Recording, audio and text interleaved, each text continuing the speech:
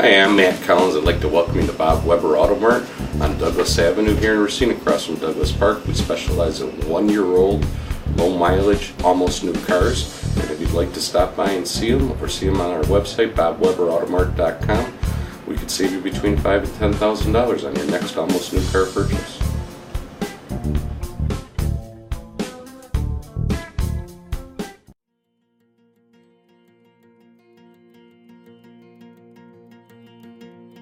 I'm Michael Burke, and this is Money Talks.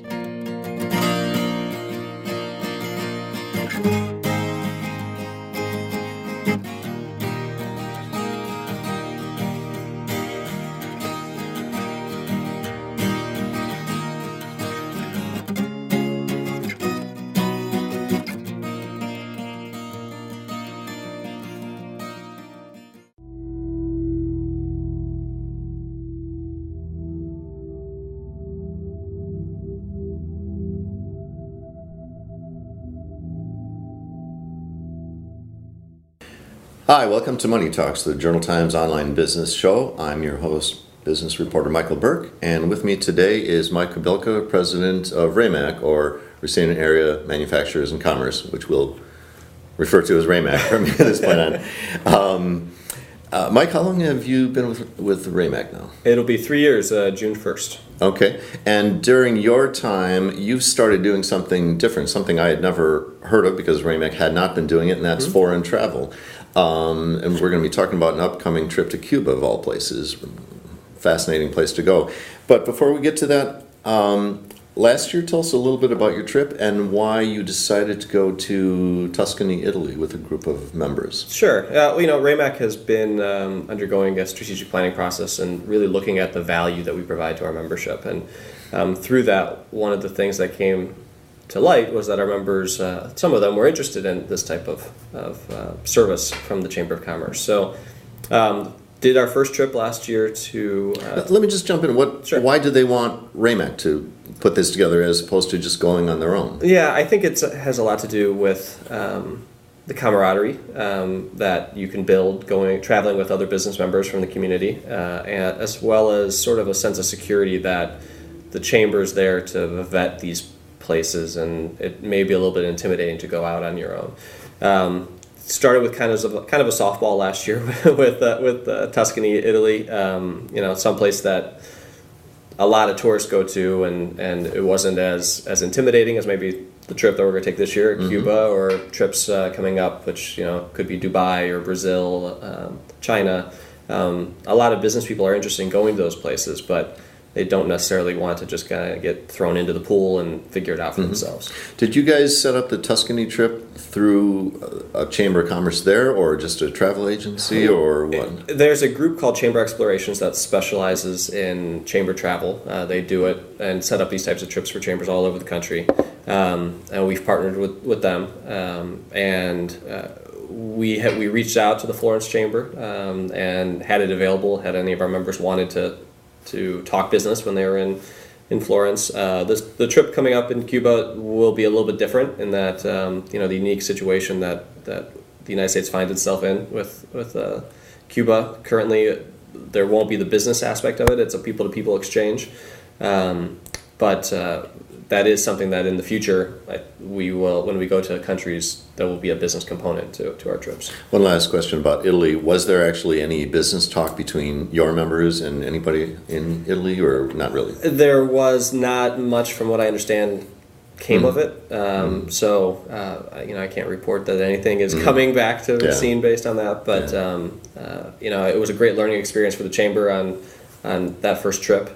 We learned a lot about how to execute these things well, and I think going forward, we're excited. Okay, so why Cuba? Why not Cuba?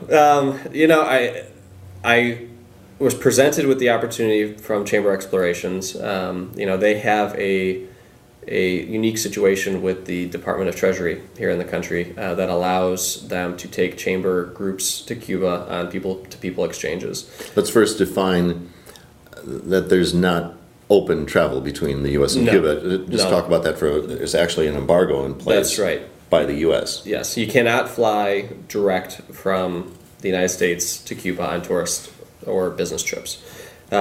So this people-to-people exchange really is designed to get American citizens connected with Cuban citizens, not the Cuban government, not the Cuban businesses. And again, let's be clear, this is imposed by the U.S. This is not Cuba saying stay out Americans. This is the U.S. government's position for 5 decades. Yeah, absolutely. Going back to the time of the Bay of Pigs and Yep. the Cuban Missile Crisis in the early 60s, all of that stuff. Absolutely. And, we're one, every year, the United Nations votes to condemn the embargo of the United States of Cuba. This past year, it was overwhelming. There were 3 countries that voted to not condemn: the United States, Israel, and a very small island in the Pacific. So it's Everybody else is saying it's just silly or something like that. Absolutely. And they Canadians, the English, French, they go to Cuba on holidays and vacation regularly. That being said, though, our government still feels strongly. I think the current administration is taking a look at the embargo, and it's been 5 decades now. The Castros are still in power. It was designed to remove the Castros from power. Whether or not it's working, I think is pretty questionable at this point. Now, so you use the term people-to-people travel. What does that mean? The United States government allows Americans to travel to Cuba to interact with the people of Cuba. So we have a pretty rigid as opposed to what? Agenda. Well, they want to make sure that you are connecting with just the average citizen and exchanging ideas with them, and not just there to sit on a beach. As an example, we have a pretty rigid agenda. We'll be going to a tobacco field and talking to the workers in the fields.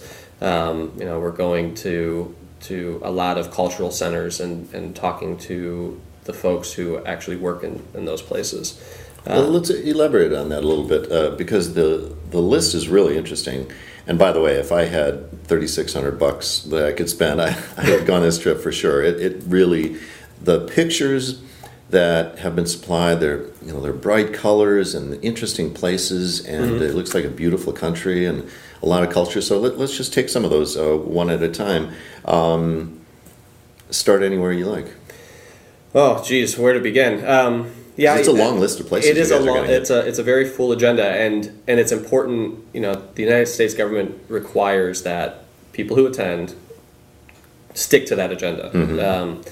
But it allows you to see the Plaza of the Revolution, which is really the centerpiece of all Cuban politics.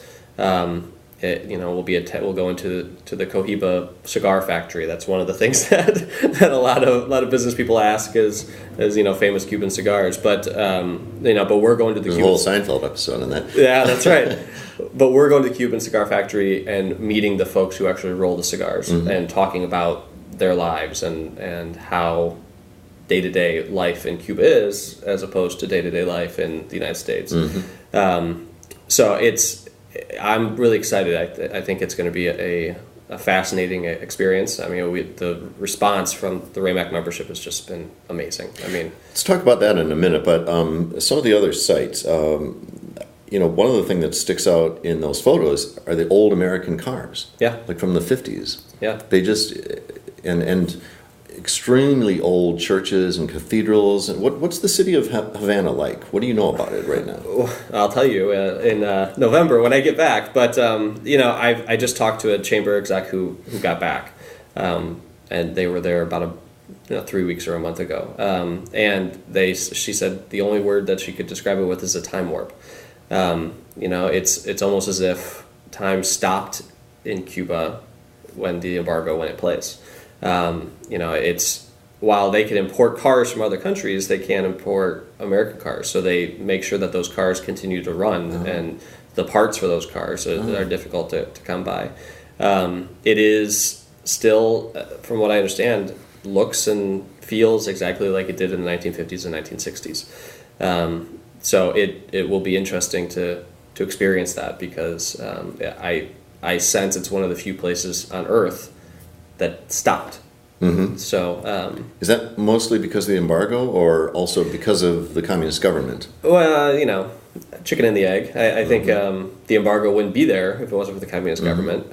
But when you go to China, communist government, it's not. That's true. It's not like that. There's still Kentucky Fried Chicken and McDonald's, and there's still an American presence where Cuba is completely devoid of American. Yeah.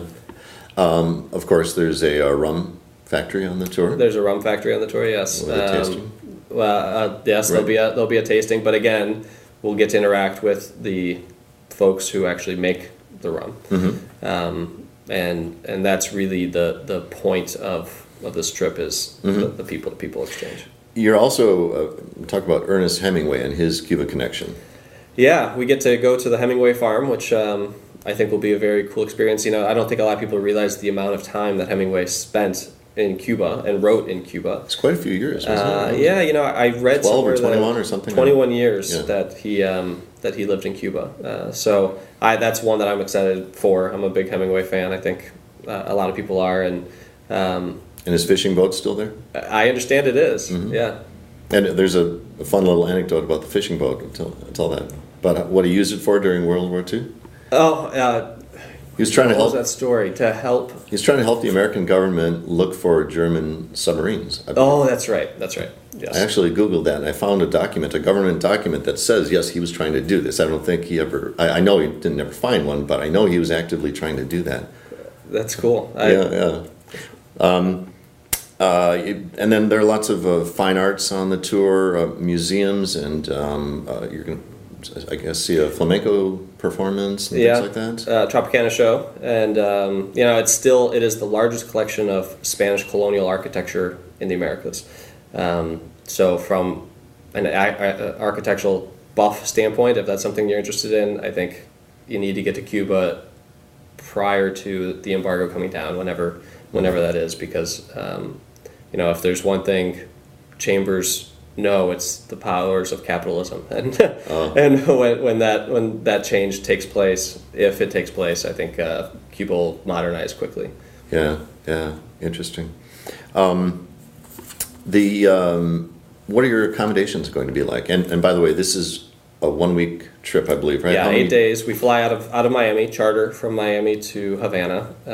So accommodations are great. Talking to the folks that have gone before us, and it's a 5-star hotel right in downtown Havana. It's you unpack and the island's not that big, so you're in the same hotel for the entire week. So that's nice. You don't have to unpack and move around as you would if you were seeing Europe or something like that.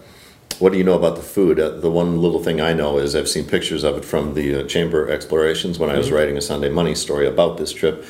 And the woman from there said, you'd be surprised the food is really good. And I said, no, actually, that doesn't surprise me. I would expect the food to be good. So yeah, I think I've had Cuban cuisine before, but I'm excited to partake in the food. I understand it's really good, and I heard that from the Chamber Explorations folks too, and the Chamber exec that just got back. She described it as just kind of good grandma's home cooking with a Cuban flair. So I think everything. The entire trip, I think, is going to be pretty spectacular, from the food to seeing the sights and meeting the people. One reason we scheduled this show when we did, today is April 23rd, is in 2 days from the recording of this show, is you're inviting your members in to have the full presentation about this trip.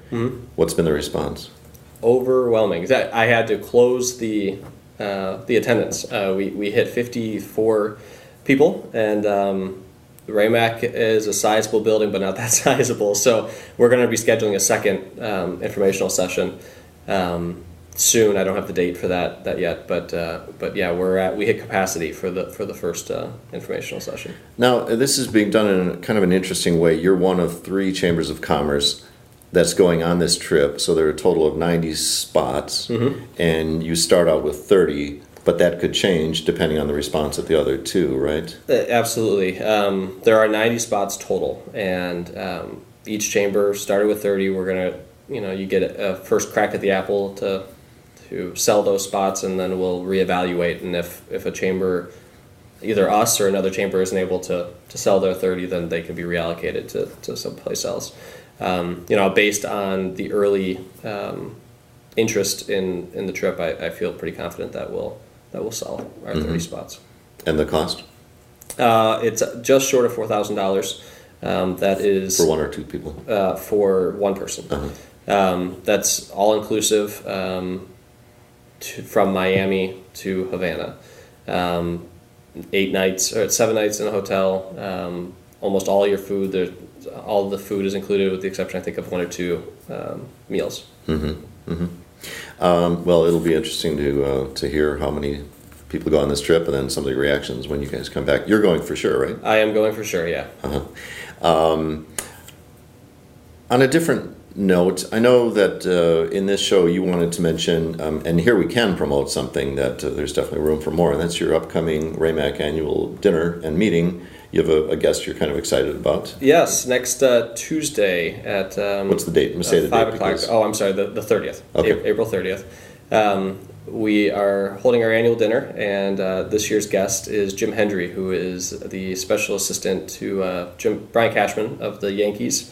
And Jim is also the former GM of the Cubs. He was GM of the Cubs for about a decade. The only GM to take the Cubs to 3 postseason appearances in Cubs history, which I'm an Indians fan, but I understand the heartache of Cubs fans. So three appearances is quite the accomplishment, and he's going to talk about the business of baseball. So a little bit about players, but a lot about the behind the scenes and how things actually get done. How did that come about? Just a friend of the Chamber of Commerce knew Jim and helped us arrange to bring him here to Racine. Is he like on a speaker's circuit, or this is an unusual one for him? Yeah, no, he is not. I mean, he's done these events before, but he is not on the speaker's circuit because he's actively engaged and working for the team. So I understand a lot of times people will do that after they're retired or between jobs, but he's actually working for the Yankees. So. And you said he's very personable. He's. It's going to be a fun night. Yeah, he's got some great stories and a very vivacious personality. Yeah. Well, that's fun, and I'm going to be there and cover that one. So I'm looking forward to that. Anything else for the cause? Oh, RAMAC has got so much going on. I am excited for the future. I think the Chamber of Commerce will be developing and adding new programming often. So hopefully I'll come back and we'll have a conversation again in a couple of months. How many members do you have right now? 579, representing just about 40,000 jobs in southeast Wisconsin. Yeah. Okay, very good. Well, Michael Kobylka, president of RAMAC, thanks for being on Money Talks today. And thanks to our producer, Scott Anderson. You've been watching Money Talks, the Journal Times online business show. I'm business reporter Michael Burke, and please remember, Money Talks.